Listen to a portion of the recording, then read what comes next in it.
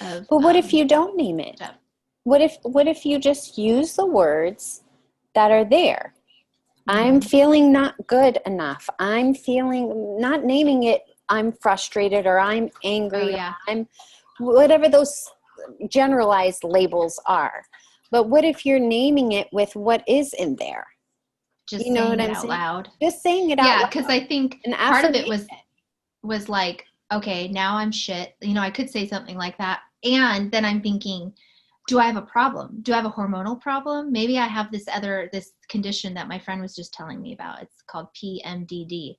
And I was like, do I need to do something about that? Would that make me better if I figured out if I had this problem, Mm. then I wouldn't react this. So it's such this Mm. like insidious, like, I don't know, getting under the skin just to kind of Mhm. boil until I Mm. burst. And then it's Mm. like, then I throw up over everyone. But I do like the idea of naming it. And I can do that sometimes when I'm in a certain frame of mind. Mhm. I can just say, this isn't about you. I'm feeling really frustrated. I don't know why sometimes I shut down and all Mm. that can come out of my mouth is I'm like shut down. nasty stuff. Yeah. I'm shut down. Saying it. I'm shut down.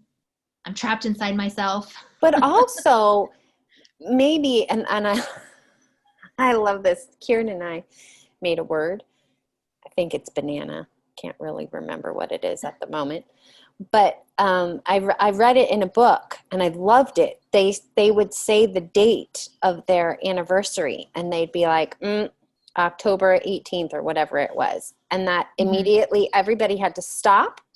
They all went to their rooms for 15 minutes. Mm-hmm. And then after 15 minutes, if those feelings are still there, they come back and they talk about it. And it's not suppressing, it's just the vomiting that goes away. They still talk about Yeah. all the same subjects, but that Okay. aggressiveness. Yeah. And Yeah. so I've done it a couple times because I'm ready to just like fly off the handle and Mm-hmm. say the things that I don't want to say, or she is. But I'm wondering if in that moment when you're just feel like the world is imploding on you, if you Mm-hmm. can just do your own time out. It doesn't Yeah. have to be everybody, but I do it a lot actually. I leave the room because Mm-hmm. I just there comes a point where my brain just can't take anything anymore and I just fly off the handle and I'll start slamming doors and Yeah. whatever. I Um, do the same. yeah, it's just this intense rage that comes and but I want to come back to what we keep talking about, which is honoring yourself. And what came to mind when you mentioned this PMDD was the word normal, right? Like Mm-hmm. you want to know that you're normal, you're okay, you're moving through perimenopause okay or whatever. We want all of these things, well at least I do, that I can quantify or qualify that I'm on the right path or I'm okay. And Yeah. I almost feel like sometimes that parenthood is some sort of psychosis in and of itself. Totally. It makes you Because, crazy. right? Well, I thought about it the other day because, I mean, I'm sorry, Melda. I love you. I just don't know what would bring you to have another child. Like in my mind, all I can think about is all the baby stuff was gone, Do it like all over to again. have to do that all over again I know. just It drives me feels crazy. crazy So, making. so what made me go into this was I feel like I am more true to myself now than I ever have been. And I think that's a lot of the work that we've been doing together. Mm-hmm. But there comes this overwhelming emotion at times, like I said, where I feel like it's psychosis. Mm-hmm. And so you times that by 2 or 3 kids, I think it's only natural to feel what you feel. And not that if you had this PMDD, would it be sad or anything like that. I just wanted to put that out there, that what you're going through is normal in a way. Not to say that your hormones might not be off or whatever, Yeah. but Yeah. to just acknowledge that these things happen, and Yeah. and to be okay. I mean, things don't always have to be rosy, you know? And I Yeah. actually wrote that down in my journaling for this interview today. Oh no, I put it on LinkedIn. But I said, you know, we have this thought that when a situation is bad, that it has negative connotations. But I said, bad situations for me feel like a redirect, and a redirect for me means growth. And it may be uncomfortable, and we may have to live in the unknown. I wrote this all on LinkedIn. But that's fun, like knowing that there's going to be growth and a redirect from this uncomfortable bad situation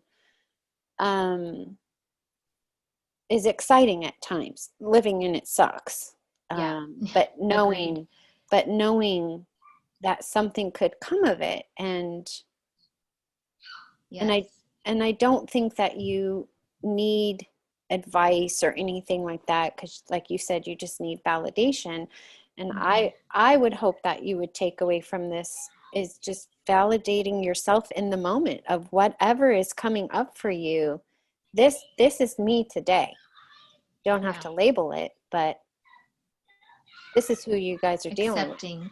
Yeah. Yeah. Yeah, This is who yeah. you guys are dealing with. Well, I think and that's part of it. Yeah. The accepting that it's okay that I have these moments, and that it's yeah, okay that we have these moments yeah, together. It doesn't mean anything um, detrimental or long term is a problem. I think that's where I go often, is like, what does this mean? You know, is this just going to keep happening? Am I just going to cycle through this? You know, it's not even that I'm in the moment experiencing it. I'm experiencing it like 20 times in the next 20 days. Like, right, I'm right, concerned. Oh my God, this is just going to keep happening. And then I'm yeah, feeling it the 100 times it happened before. right, It's like PTSD. It's like it right. hits a nerve, and I'm feeling all the times it's ever happened, and Yeah. all the fear of it happening again and again and again and again. And I think that's what makes me stuck. I get stuck Well, in that response. I mean, if it's a form of PTSD, then it's like a movie trailer that just keeps playing over and over and over again. And in order, I mean, it's like a military person who comes back from the army. Any time they hear a loud sound, it's like a gunshot for them, right?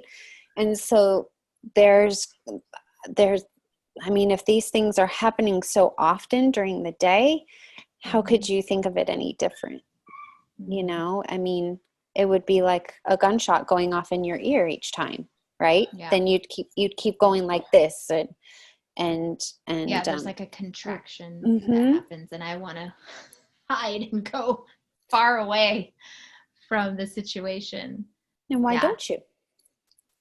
Well, sometimes I do, but like this morning it was at breakfast, and so we were all sitting down to eat, and I just didn't feel like I could walk away, because partly when I walk away, there's also this other piece of me that I don't like, and I know that I shouldn't necessarily do it, but I'm doing it because I want the kids to feel bad, and I don't want that. You know, like it's a walking away, being like, I'm done, I'm walking away, is almost like a shaming them for what they're doing. So I don't always do it, because I'm trying to not like walk away in that way. I mean, there's a different, I think it depends on how you're doing it. I think it would be more, for me, acceptable if everybody agreed that that's something we would do together. Like, okay, let's take a 5-minute break, especially if we're about to eat. Like, we're not going to go away for too long, because we need to come back and eat. But if we could all just like disperse for a few minutes, breathe, and come back, because then maybe it could be like a restart. But I don't think that Jules would do that, because when she gets locked in, there's no unlocking it. And that's what is really hard, is like she gets dialed in and then there's really there's no way out. I feel completely trapped by this situation. So The energy. That sounds like to me that, how can I phrase this? I don't know. I'm just going to say it because it's the only way that I can process how my brain just took that in. Mm-hmm. But it almost seems like, and tell me if I'm totally missing this, the way that you react, you want to be able to teach her that she's not in control of your feelings. Like, do you want to be able to say, those are yours and these are mine? Mm-hmm.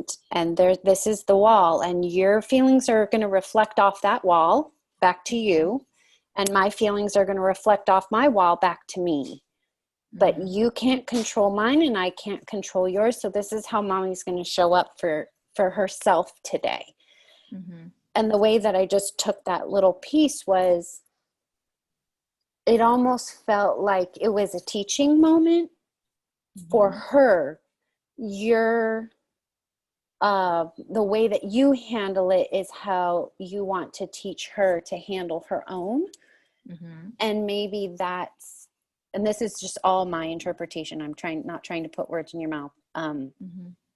Why you have that negative self-talk, because maybe that's not hitting the mark for you yet.